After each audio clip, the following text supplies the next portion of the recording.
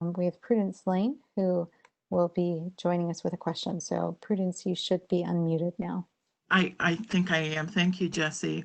I want to just say first a thank you to you and the editors for the opportunity to contribute to the work. Second, make a comment and then my question really quickly. As I listened to you guys talking about the New York Times article, I just wanted to say that a mask has always been political for Muslim women in its many forms, for Black people in this country, and even more so now. And the conversation strikes me as the only Black person who participated in that research seminar that I'd love to hear from you, Jessie, about what we can do to increase racial diversity and participation in future seminars, and to the other presenters, ask how this book might be different should we have encountered more racial diversity, I think, in the seminar. And I'm just particularly struck by the ways in which the events of our world will lead to a growing gap that we really need to attend to with regards to the racial diversity. It was already a struggle before in the context of global education in all of its forms. And now I fear that we will have to work and triple our efforts to have more students of color, faculty engaged in the enterprise. Thanks. Thank you, Prudence, for that question. And before I address the part that you addressed to me, I want to note for everyone on the webinar today that Prudence will be speaking along with her co-author, Sarah Glasgow, on June 25th. So I hope that you'll come back and hear from her on their contributions to the collection as well. And Prudence, I think you're raising a fantastic, fantastic that you've raised it. Not fantastic that our representation in the seminars has not been more diverse. It is interesting for those who are not familiar with our seminars, we sponsor multi-institutional and international research. So we have several folks who are representing countries around the globe and different types of institutions, from community colleges to liberal arts to research intensive institutions. And we typically can include 24 to 36 participants. So a lot of variables go into trying to, from the people who apply, select the most diverse pool of scholars to participate. And I'm struck that much of our representation by people of color actually comes from our international locations. So I'm Prudence, that is a challenge that I am continuing to think about. I think community colleges are also represented. So there is another pool where we're not as diverse as we absolutely should be. I don't want to put the pressure on you to help us solve that, but know that I am thinking about it and I always welcome suggestions. Last thing for me, and then I'll turn it over to the presenters. One of our biggest recruiting tools for applications to the research seminars has been from folks who have heard about the seminars from a colleague or a scholarly friend. And so for those who have participated, please encourage others to watch for the applications. As you see the call for applications, please encourage folks to apply. And anyone on this call, we typically post the calls for applications in the early fall semester and in the North American context. So August, September-ish. We will not have a new call this year. COVID forced us to delay the start of our next research seminar. But if you watch in probably July or August of 2021, our next call will be posted. And that was way too much of me talking. So now let me turn it over to our speakers to address the rest of Prudence's question. I'll say something about it. Prudence, your question is wonderful. Thank you. It's not Prudence. One of the most powerful things in my experience as a trainer, as someone who does intercultural training and coaching, but one of the most powerful experiences for me, and it happens again and again, is in situations where the experience of people cross-racially, participants in a seminar or in a course or a workshop, they begin to glean the extent to which the experience cross-racially is a fundamentally different way of experiencing. And for some people, that's a shock. For other people, it's not a shock. For some people, it's a shock and it's a disappointment. For other people, it's illuminating and helps them understand things. And the reason I'm mentioning this is the following.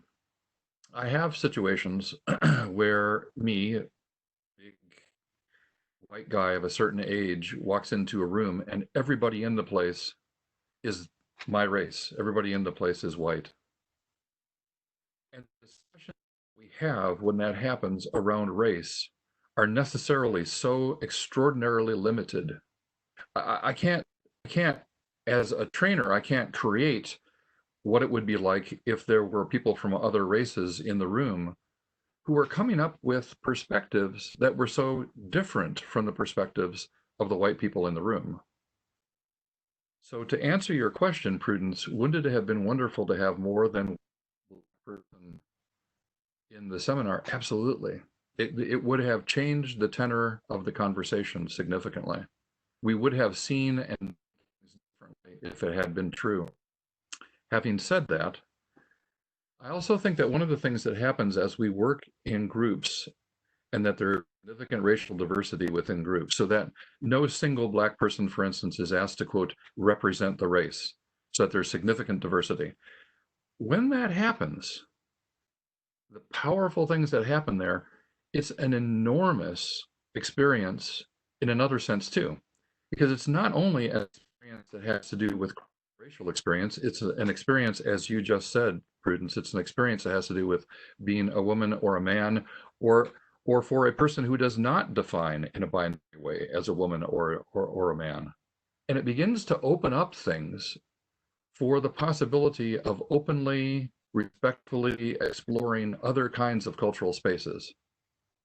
So yes, it would have been wonderful, Prudence. And I'm really happy hearing you talk about your interest in the steps that could be taken in future seminars to make sure that this issue, this kind of difference, which has such salience within the U.S. and always has since our founding, that we still don't know how to manage, that if we don't do this together, we're not going to come up with solutions to the kinds of persistent, horrible racial problems that we have in this country. So thanks for the question. I'd like to weigh in a little bit as well. So I sort of heard two parts to your question, Prudence, and I'd like to address both parts. So the first part was what was lost by the fact that we did not have more participants with more diverse perspectives in the seminar itself. And the second part is then how you could maybe fix that in the future. So with respect to what was lost, I think many of the studies that were done that informed the work that was published in the book were studies that were done with more of a qualitative approach, often like looking qualitatively at student reflections, in some cases looking at open-ended answers to surveys, those kinds of things. And so while you might have been getting students who had diverse perspectives, given the diversity of institutions that were represented in the seminar, I feel like the problem that we have is the lens through which we look at those reflections. And so I think that is what was lost. And the thing that's especially unfortunate, of course, is that you know that something was lost, but you don't know what it was, right? It's impossible to sort of go back and backfill that without going back and reanalyzing the data, which might actually be something that would be worth considering for some of those studies. As far as a way to fix it,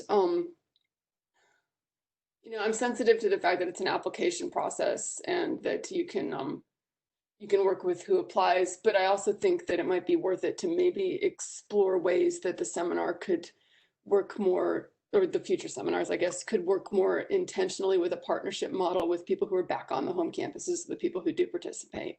If there's a way to expressly bring them in to the projects, to the analysis process, those kinds of things. I'm not sure about that, but that would be kind of the first idea I would think of for that. And that's a really interesting point to raise, Amanda, because we have had some seminars that do that more explicitly. And it's been interesting too, because sometimes folks who represent other diversities that aren't in the on-campus pool, but are participating on their home campuses, are in positions where they can't commit to the summer meetings. And so there's opening up space from our perspective in the Center for Engaged Learning. I think there is also at all of our institutions pushing to make sure that our colleagues have the option to participate in these types of opportunities when they come up, and helping our administrators, supervisors, etc., understand the significance of these types of events and the ways that they can contribute to work on our campuses. Oops, go ahead. Sorry, I just want to follow up on that real quick. I'm sorry. So secretly, I'm participating in a research seminar now that's also run through CEL, the one on writing beyond the university. And we're in year 2, and I think it might be worth it for the participants in that one to maybe have a conversation about how they might be bringing in other people on their campus. So like I know in my group, one person is bringing in his graduate students to work on that. And so we might be able to think about, you know, we intentionally want to do that with a diversity lens. My 2 cents worth is that I think that now could also be a potential, right? I know we'll get into this, but the pandemic is also opening up, it's highlighting things that in many ways we have systematically been able to dampen or hide or elide or all these kinds of things, right? And study abroad is one of those ones that if you look at the statistics and you look at the research, is primarily on white women, right, in the past and all these kinds of things. And I think that it might be also a way to say, okay, we need a fundamental shift, right? These are all areas in which we can fundamentally shift, and we can take the research and the data that's already been collected, but we can also be using this research and data that has already been collected to actually do advocacy work, right? So that we can say, right, I mean, the chapter about the ethics, the chapter about, you know, I mean, there are lots of things that there are chapters that are talking about the lack of inclusivity, right? And how many people are being left out, and that we're not considering questions really carefully, right? That we aren't, that the field has gone through fads, that it's very generated based on money and things like that, right? And that we aren't really attending to these issues. We aren't actually applying some of the rules or the learning skills, right, of global education or global learning that we're trying to have the students foster. We're not using that on our own field. We're not being as critical. We're not applying a critical lens as critical a lens as we should be on our own field, and that we need to, right? So I think that we need to be doing that advocacy work and saying now more than ever, right? Like enough is a little bit, right? Enough is enough, that we've been doing this and we've maintained the status quo, that we now have actually data to say global learning needs to be happening on campus, integrated all throughout, so that we can have these discussions on campus and we can engage with difference in meaningful ways. To really, I mean, it never ceases to amaze me when I have discussions with my students who don't believe that systemic racism exists in the United States. It's heartbreaking. Like, first, they don't understand any of the, right? They don't understand the construction of knowledge. We have to backtrack an awful lot to think through, and to go back to Mick's questions, right? Some of those questions of what are the assumptions that we're making, we need to be really analyzing. What are the assumptions of the learning that we have? How are we excluding an awful lot of people from those, right? Because we assume a certain type of knowledge or a certain type of learning, or all sorts of things, right? So we have a great opportunity, I would say, Prudence, to now push forward, right? It makes me infinitely sad that so many people in the past have also had rallying cries, but that we haven't, as a field, we haven't really attended to it, and we're trying, and there's some inroads and some, you know, about a colonial perspective on study abroad, or the colonial, right, in service learning, about how much is it, you know, kind of like volunteerism that's really more about the people who volunteer instead of the reciprocality and the things like that. But it is definitely, I think, a prime moment for us to be able to move now towards the activist stage, and to really be working, right, together to be able to do this, again, with our colleagues across campus, to be able to infuse global learning, intercultural competency, whatever terms you want to use, really much more integrated throughout the entire curriculum, so that we can deal with difference and diversity on campus, right, in better ways, Thank you all, and thank you, Prudence, for that question.